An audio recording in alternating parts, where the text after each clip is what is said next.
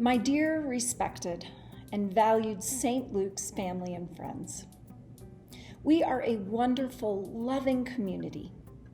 And together, right now, we are faced with a difficult situation none of us wanted, none of us like, and most of us don't even want to deal with. Yet here we sit with it right in front of us, and it's not going away. The virus is not over yet, and it hurts and it's hard.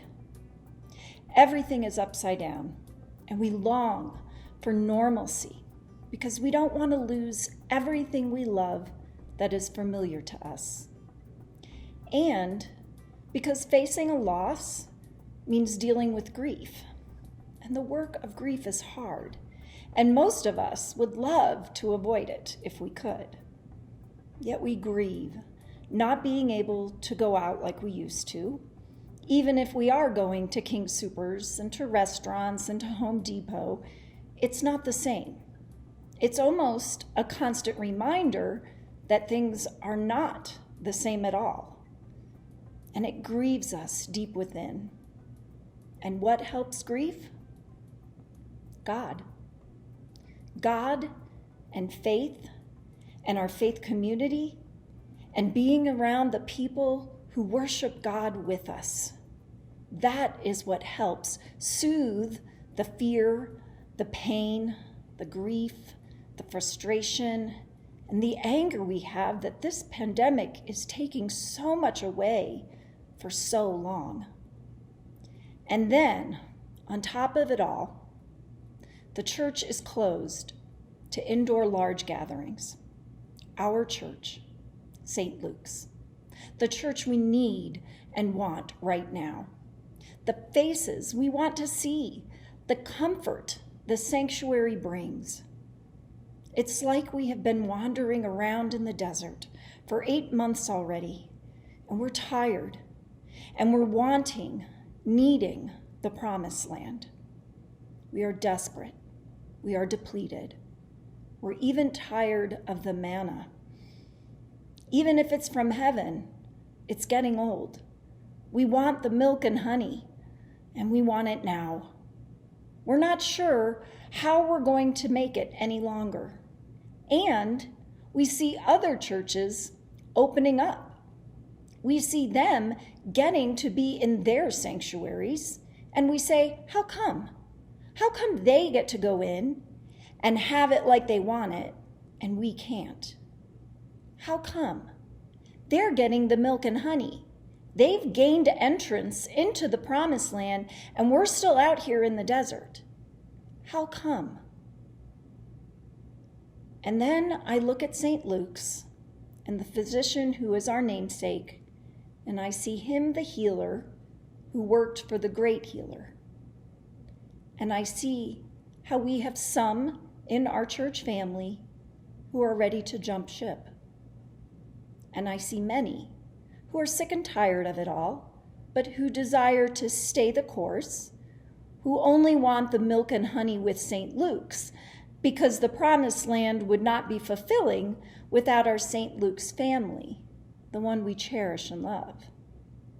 And I also see some who are not able to participate in person at all due to their individual circumstances, risk factors, underlying health conditions, or personal preferences, and who are saying the daily manna is not the tastiest food we've ever had to deal with, but it will sustain us through this time until we can safely come into the promised land. And no matter where each of us falls, whether we're ready to jump ship, whether we're ready to stay the course, or whether we're patiently waiting this out just so we can stay alive, I think we can all agree the desert is not a fun place to be. So what do we do? How do we acknowledge that our church family comprises all of these? How do we acknowledge that it's hard, that we don't like it, that this virus has gotten in the way one too many times, And can't we just get back in that sanctuary, for crying out loud? And that's when we realize we, as a church, as a family of believers, aren't all on the same page. And that is exactly the moment when families need to stick together. That's when we need to say, this is hard. This is decidedly not fun. But St. Luke's is my family of faith, and everyone in our family deserves love and comfort and health and joy and peace. And we do that best together. Because the tie that binds us isn't just physical. It isn't just in the sanctuary. It is above all holy and sacred. Because what do we do when someone in our personal families move away for a job or to go to college or to serve in the military? We grieve the parting. We live for when we can see them again. And even if we get the luxury of seeing them for a brief vacation, what we'd really like is their return to us. We want to be near our loved ones. It's only natural. Yet it is easier to accept when it is our choice, right? They chose to move away for a better job, for an education, to serve our country. There is a sense of control over the situation.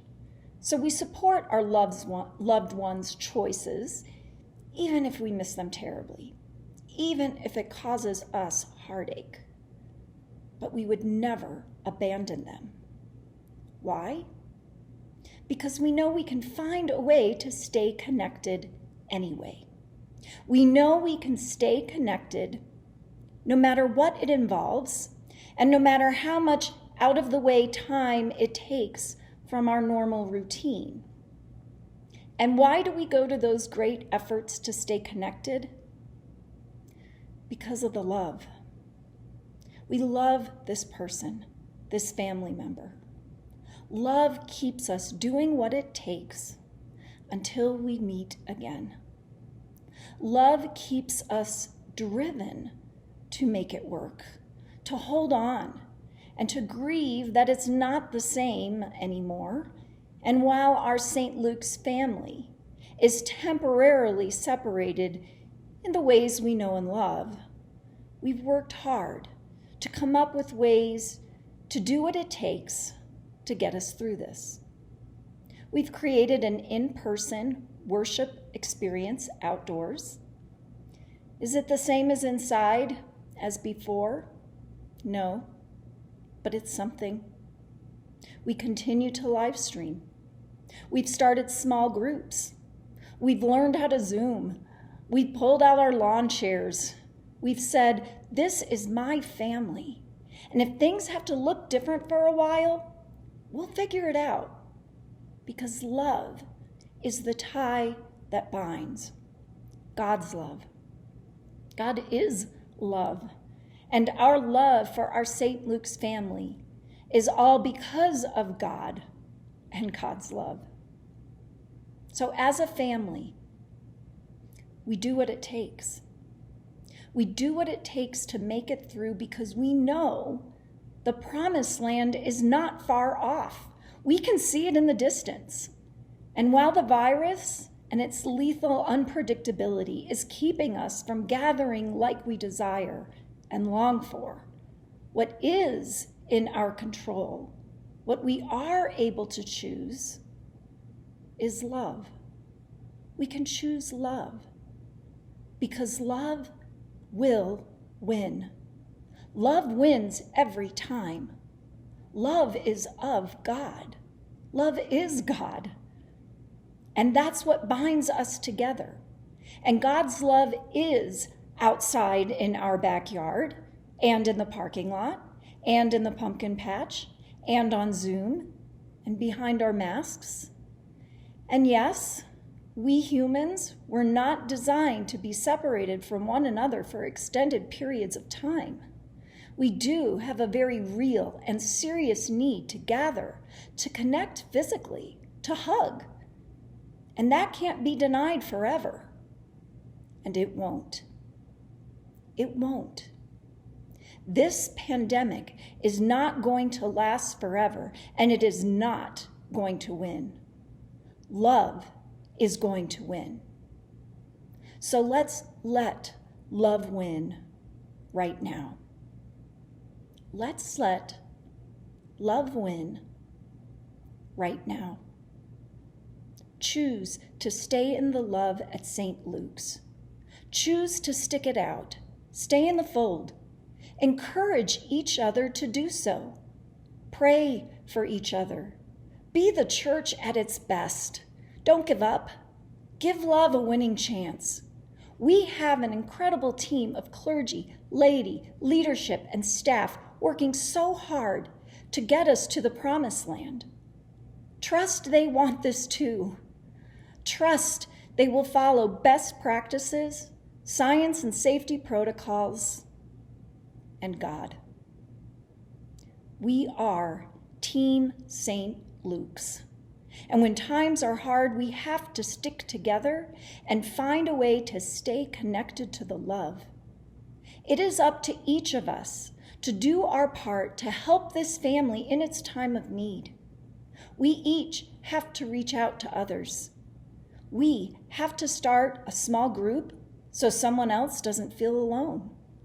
We have to empower ourselves in the love of God to help each other. If you know someone who is ready to jump ship, call them, reassure them, tell them you love them, tell them you'll meet them in their backyard to pray with them. If you are one of the ones who are ready to jump ship, call a St. Luke's friend. Tell them how hard this is. Ask them for prayer. Open your heart to receive their love. Don't complain together. Stay in the love together. Get back to the love that is so St. Luke's. Because here's what's coming. The parting of the Red Sea. Yes, the divine passage to the promised land. Because the virus and all its chariots and armies of destruction will not win, nor will it survive. We will survive. St. Luke's will survive. And we will get back into that sanctuary and drink of that milk and honey, and we'll cherish it, and we'll look back at the desert, and we'll see God was with us. And we'll be reminded of just how much God is with us this Christmas. Because God will come to us as an innocent, holy child, as a meek and mild one, as the precious love born anew in us again, just in time to sustain us in the desert, just in time to refresh our weary souls, just in time to show us that hope lives and is still alive and among us, and to open our hearts to the gift of gratefulness on Christmas morning, because we still have our daily bread from heaven. That little child will lead us on the way. And the sea of this gut-wrenching pandemic will part, and we will cross over to health and safety, and we will be born anew as a family who survived the desert, whose ship has sailed, whose love has won. Trust in our love. Trust in God's love. Trust that our re-entry team will get us there. And if you're having a hard day, call someone in your St. Luke's family to reassure you and to bring you back to the love, because love can be trusted. We will make it through this, and we'll make it through this together, and we will be stronger than ever. Keep your eyes on the promised land. Thank you, St. Luke's, for standing the test of time.